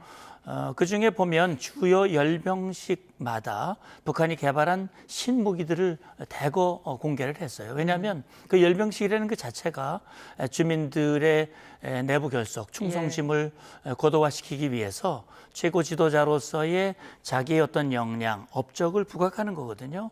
그런 차원에서 그동안 심혈을 기울여서 만든 최신 미사일이라든지 뭐 화성 15, 17 이런 것들이 다 17 이런 것들이 다 열병식을 통해서 공개가 됐고 이후에 발사가 됐거든요. 예. 그런 차원에서 최근에 보면 북한이 김정은 총비서가 이제 베이징 가기 전에 지금 심혈을 기울여서 개발하고 있는 화성 20형 다탄도 탄소복합 소재의 그 미사일 ICBM 대륙간 탄도 미사일을 현장 방문을 했는데 이게 이제 이번 열병식에서 깜짝 등장을 하게 될지가 가장 큰 관심사고요. 예. 그 외에도 최근에 국방발전 2025라고 하는 무기 장비 전시회를 통해서 몇 가지 순항 미사일이라든지 또는 SLBM 잠수함에서 발사하는 탄도 미사일 이런 것들을 공개를 했거든요. 예. 그런 차원에서 아마 오늘 있을 열병식에서도 북한이 그동안 심혈을 기울여서 개발한 무기들을 공개할 가능성이 저는 있다고 봅니다. 그렇지 않아도 지금 최근 연설에서 김정은 위원장이 비밀 병기들을 새로 보유했다 이렇게 언급을 했는데 비밀 병기가 어떤 걸까요? 예, 그러니까 이제 비밀 병기 그러니까 지금으로서는 뭐 좀 궁금하죠. 예. 뭐가 비밀 병기일까라는 생각이 드는데 그동안 이제 북한이 대한민국을 향한 단거리 탄도미사일 또 미국이라든지 괌 또는 하와이를 향한 중장거리 탄도미사일을 개발하고 그것을 고체화시키고 이 사거리를 늘리고 다탄두화하기 위한 데 심혈을 기울였다면 최근 이제 지난 작년부터죠. 러시아 우크라이나 전쟁에 병력들을 파병하고 현대전 양상을 직접 보고 경험을 하면서 예. AI, 다시 말하면 무인 기반의 여러 가지 그 장비들, 이것이 절실하다라고 하는 것을 깊이 느꼈다고 생각을 해요. 그래서 그동안 여러 계기를 통해서 국방과학, 무기 관련 기관을 방문해서 AI를 기반으로 한 북한 무기의 어떤 무인화, 현대화, 질적 강화를 지시를 했거든요. 그래서 비밀 병기 그동안 북한이 여러 무인기들을 공개했습니다만 북한이 심혈을 기울여서 만든, 특히 러시아와의 협력을 통해서 얻은 그런 기술이 반영된 또는 입수한 장비들이 가미된 그런 무기들을 공개할 가능성이 있고, 또 북한이 그 화성 11마라고 하는 이 극초음속 미사일 공개를 했거든요. 이건 사실 단거리지만은 여기에 극초음속 탄도를 장착을 하면 우리의 요격망을 피해서 기습 타격할 수 있다고 하는 그런 측면에서 북한의 위력과 위협을 한층 높일 수 있는 그런 무기라고 생각을 합니다. 예, 북한이 과연 무인 AI 최첨단 무기를 공개할지 주목되는데 아마 오늘 밤이면 좀 확인할 수 있지 않을까 싶고요. 자, 어젯밤에 열린 경축 행사를 보면 김정은 국무위원장이 이런 말을 했습니다.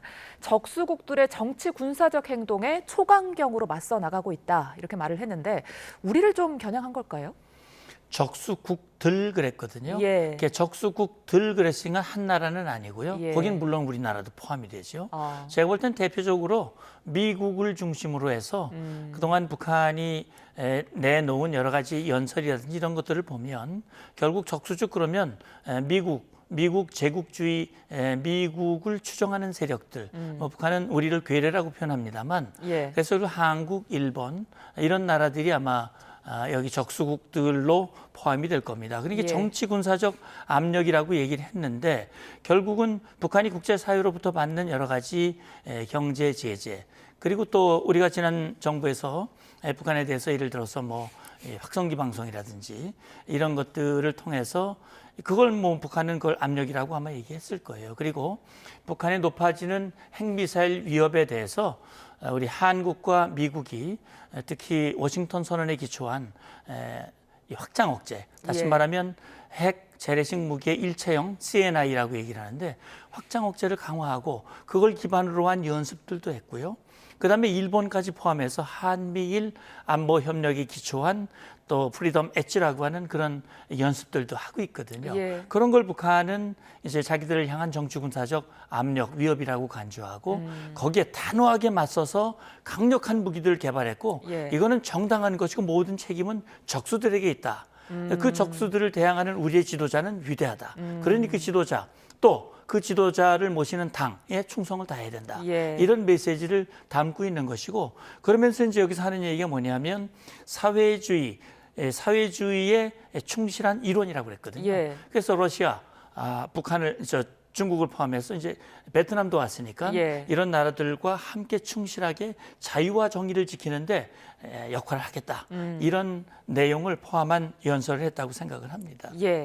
자, 말씀해 주신 것처럼 러시아, 중국, 베트남에서 이제 북한을 방북했는데 그 경축대회 자리를 보면은 리창 중국 총리가 오른쪽에 있고 또 왼쪽에는 또런 베트남 서기장이 있더라고요. 그 원래는 왼쪽에 러시아가 좀 있지 않을까 싶었는데 왜 그랬을까요? 그러니까요. 저도 사실 베이징 천안문 막루를 생각하면 좌정은 우 푸틴이었거든요. 그렇다면 그런 논리로 한다면 말씀하신 대로 이 중국, 러시아, 그동안 김정은 위원장이 심혈을 기울인 그 대상국들을 좌우에 배치할 걸로 봤는데 제가 볼 때는 이제 중국과 러시아는 사실 2인자가 온 것이고 베트남은 1인자 국가주석이 국민 방문을 한 거거든요. 아마 그런 차원에서 베트남을 예우했다고 저는 생각을 합니다.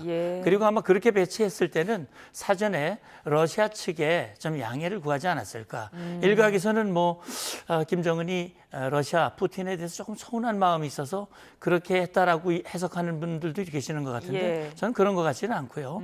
오히려 더 러시아와 친밀하기 때문에 이런 정도는 러시아가 아마 양해할 것이다. 그런 차원에서 좌석 배치를 그렇게 하지 않았을까라는 생각을 합니다. 자, 이제 리창 국무원 총리가 과연 시진핑 주석이 어떤 메시지를 들고 왔을 것인가, 이 부분도 좀 궁금한데 예측을 좀 해볼까요? 당연히 들고 왔겠죠. 예. 그러니까 사실은 뭐 북한 입장에서는 시 주석이 오는 걸 최고의 시나리오로 생각을 예. 했을 거예요. 그러나 시 주석이 뭐 북한도 오고 또 바로 이달 말에 또 경주도 방문하고 이게 현실적으로 어렵다는 판단을 했을 것이고 그런 차원에서 과거와는 달리 이제 2009년 이후 16년 만에 총리를 보냈단 말이죠. 예. 성의를 다한 것이다. 그것과 함께 아마도 이 중국과 북한 사이에 긴밀한 이번 정상회담에서 합의한 관계 복원, 다시 말하면 고위급 인사 교류의 확대, 이 대화, 의사소통의 확대, 이런 강한 의지를 다시 한번 경축 그런 메시지와 함께 전했을 가능성이 있고 리창 총리도 그런 의지를 실제 밝혔다고 저는 생각을 합니다. 예. 자, 열병식에서 이제 김정은 북한 국무위원장이 직접 연설을 할지도 궁금한데 연설을 한다면 어떤 내용도 나올까요? 예, 실제 이제 경축 행사를 먼저 했단 말이죠. 예. 그 경축 행사에서 또 할 얘기를 웬만한 거 다 했어요. 막 그런 차원에서 이 열병식에서는 연설을 하지 않을 가능성이 현재로서는 좀 더 높아 보이는데 연설을 연달아 뭐 이틀 연속 비슷한 얘기를 다시 반복하기는 쉽지 않을 텐데 예. 그래도 만약에 한다면 예. 사실은 이제 열병식이고 지난 9월 초에 시 주석이 미국을 향해서 또 국제사회를 향해서 이 중국의 강력함을 과시했던 것 같이 북한도 국제사회 또 미국을 비롯한 국제사회의 그 어떤 압력에서도 우리는 단단하다. 우리는 결코 굴하지 않고 지난 80년 동안 그렇게 해왔고 그런 것들을 아마 과시할 것이라고 생각이 되고요. 아마 그러고 나면 이제 미국을 향한 메시지 또 대한민국을 향한 메시지들도 포함을 해서 연설에 포함되지 않을까라는 생각이 드는데 어쨌든 미국을 향해서는 비핵화의 이 생각을 단념하면 만날 수 있다. 그리고 우리를 향해서는 한국과는 대화와 교류는 하지 않겠다라고 하는 것과 함께 한미 간에 그렇게 밀착을 한다면 더 만나기 어렵다라는 그런 메시지도 나오지 않을까라는 추정도 해봅니다. 예.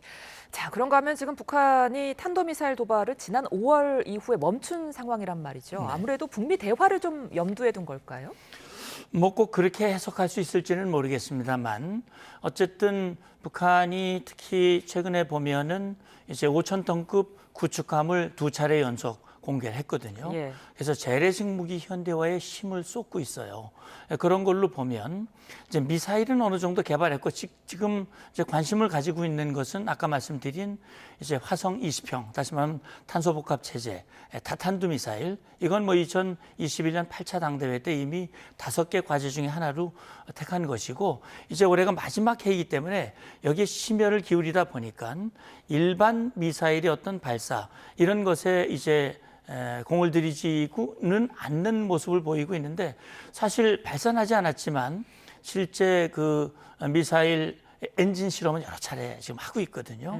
그런 차원에서 봤을 때 아마 화성 20형 이것을 이제 오늘 공개할 것인가, 공개하고 나면 발사할 것인가 여부, 언제 할 것인가 하는 부분도 이제 관심이 쏠리는 부분인데 예. 아마 김정은 입장에서는 미국과의 대화를 염두에 둔 그런 행보를 하고 있다고 저는 봅니다. 예. 그런 차원에서 본인도 언급을 했고 또 유엔 총회에 영우성 부상을 보내서 또 자기 입장을 재확인을 했고요. 그래서 미국을 최대한 덜 자극하기 위한 수위 조절 노력은 지금 하고 있는 것으로 생각을 합니다.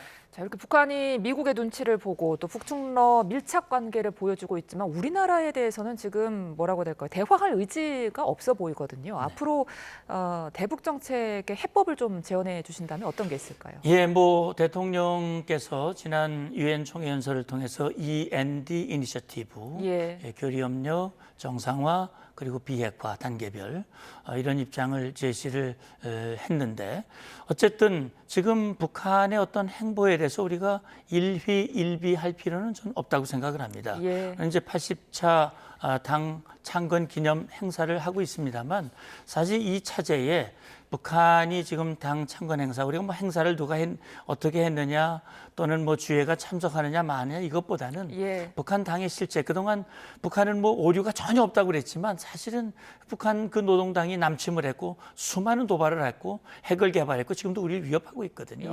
그런 차원에서 우리는 이제 우리 국민을 지키기 위한 강력한 안보 태세를 확고히 한 가운데 대화의 문을 열어놓고 시간이 좀 걸리더라도 모든 문제들을 외교적, 대화적 해법 이런 것들을 모색해 나가는 노력, 이것이 저는 지금으로서는 우리가 해야 할 일이라고 봅니다. 알겠습니다. 지금까지 문성묵 한국국가전략연구원 통일전략센터장과 함께했습니다. 오늘 말씀 고맙습니다. 감사합니다.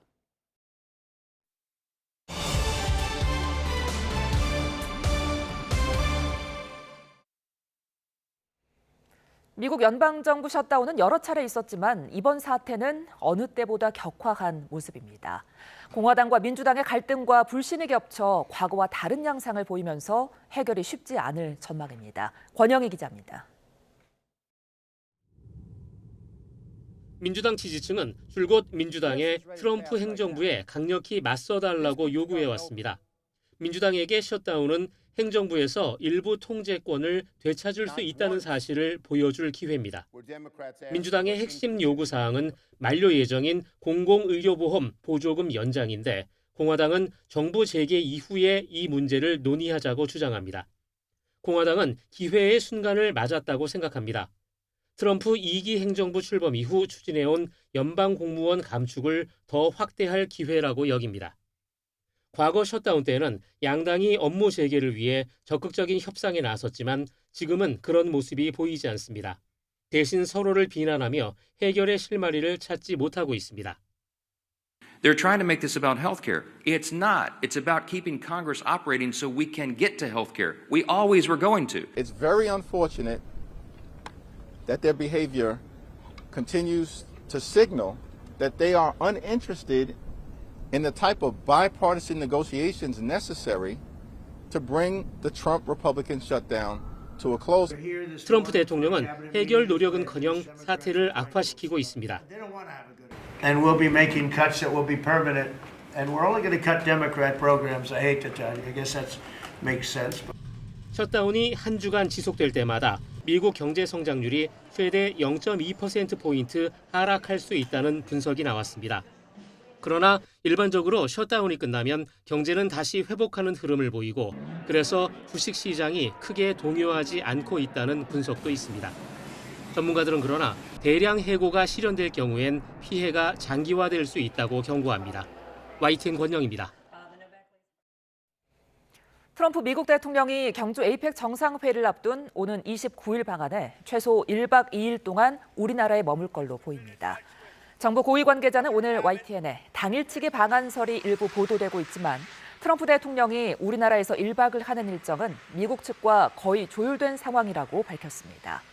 이어 미국 정상의 동선에 대해 여러 이야기가 나와도 외교 관례상 최종 확정되기 전까지는 공식 발표하지 못할 뿐이라는 취지의 설명을 덧붙였습니다. 정부는 오는 31일 개막하는 경주 에이펙 정상회의 본행사에도 트럼프 대통령이 참석할 수 있도록 미국 측과 막판까지 조율을 이어갈 계획인 거로 전해졌습니다. 한강 작가의 뒤를 잇는 올해 노벨 문학상은 헝가리 현대문학의 거장인 크로스너 호르커이에게 돌아갔습니다. 스웨덴 한림원은 종말론적 세계를 탐구하며 예술의 힘을 재확인한 작품에 상을 수여한다고 밝혔습니다. 권준기 기자입니다. 노벨 문학상의 영예는 묵시록의 거장으로 평가받는 헝가리 대표 작가 크로스너 호르커이 라슬로에게 돌아갔습니다.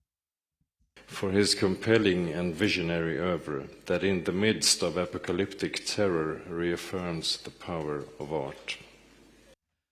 작가는 헝가리 공산주의 체제였던 1985년에 내놓은 데뷔작 사탄 탱고부터 과감한 사회 비판으로 이목을 끌었습니다.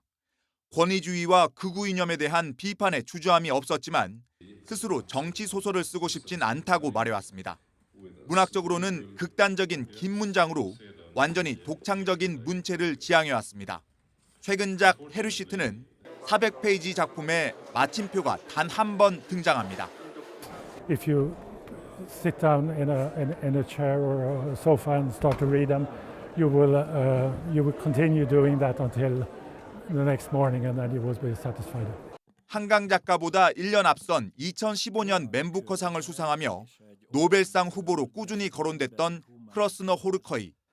헝가리 작가로는 2002년 임내 케리테스 이후 두 번째 노벨 문학상 수상입니다. Az irodalmi Nobel-díjat, de ami késik nem múlik, ez most sikerült. Nagyon boldogok vagyunk, nagyon büszkék vagyunk. 독일 프랑크푸르트 방문 중에 수상 소식을 들은 작가는 매우 기쁘고 평온하면서도 긴장된다고 소감을 밝혔습니다. YTN 권중기입니다. 홍명보 호가 오늘 밤 8시 서울 월드컵 경기장에서 피파 랭킹 6위 브라질과 평가전을 치릅니다. 홍명보 감독은 서울 월드컵 경기장에서 열린 기자회견에서 중앙 수비수들이 많은 것이 3백 실험을 계속하고 있는 이유 가운데 하나라고 밝혔습니다. 한 경기만 더 뛰면 역대 A매치 최다 출전 기록에서 단독 1위가 되는 주장 손흥민은 어떤 전형에서든 팀에 맞춰 잘 뛰는 것이 중요하다고 출사표를 던졌습니다. 브라질의 안첼로티 감독은 한국은 압박이 강하고 공수 전환도 빠른 팀이지만 브라질이 점유율 높은 축구를 가면서 이길 거라고 말했습니다. 최근 공격수를 4명까지 두는 포트포 전형도 선보였던 안첼로티 감독은 한국과의 평가전에서 공격 숫자를 바꾸어 보는 전술적 실험도 해볼 것을 내비쳤습니다. 마운드에서 가을만 되면 약해졌던 삼성의 최원태가 눈부신 호투로 팀의 준 플레이오프 1차전 승리를 이끌었습니다. 이재현과 김영웅은 화끈한 홈런포로 SSG 선발 화이트를 무너뜨렸습니다. 이경재 기자입니다. 선발 싸움에서 예상을 깨고 최원태가 화이트를 압도했습니다. 역대 포스트 시즌 18경기에서 2패 1세부에 평균 자책점 11.16. 키움에서도 LG에서도 가을에 약했던 최원태였지만 삼성의 푸른 유니폼을 입고는 달랐습니다. 코스 구석을 찌르는 빠른 볼과 타자의 타이밍을 뺏는 체인지업으로 6회까지 SSG 타선을 2안타 무실점으로 막아냈습니다. 3회에 3타자 연속을 포함해 삼진도 8개나 곁들이며 멋진 가을 사나이로 변신했습니다. 민호 형이 사인 내는 대로 한 번도 이제 안 잡고 던졌는데 또 좋은 결과가 나왔고 운이 좋은 것 같습니다. 오늘도 모서리로 공이 많이 가더라고요. 타선에선 이재현이 1회 화이트의 시속 151km 초구를 노려쳐 담장을 넘겨 팀의 기세를 올렸습니다.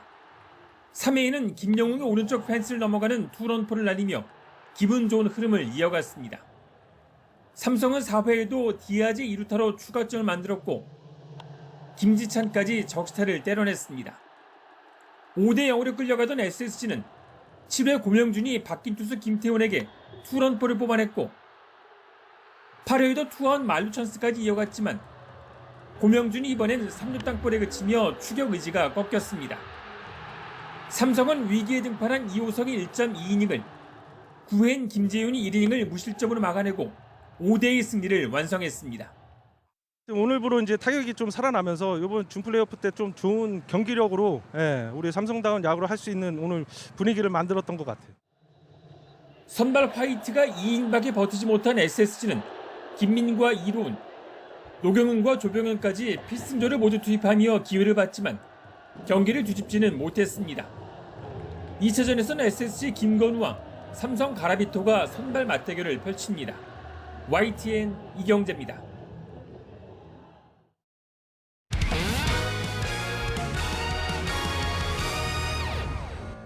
여린 소녀가 누구일지 바로 최정 선수의 딸입니다.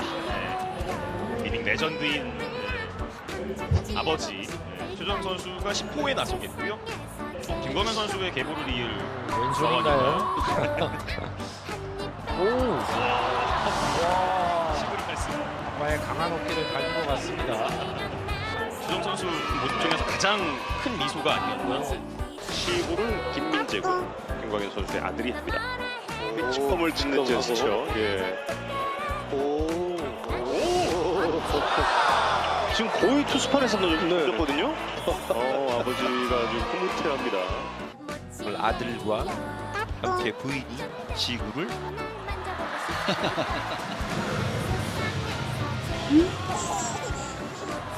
마지막 세리머니까지. 그렇죠. 언젠가 또 웃어준 분이 아빠의 대를 이을지.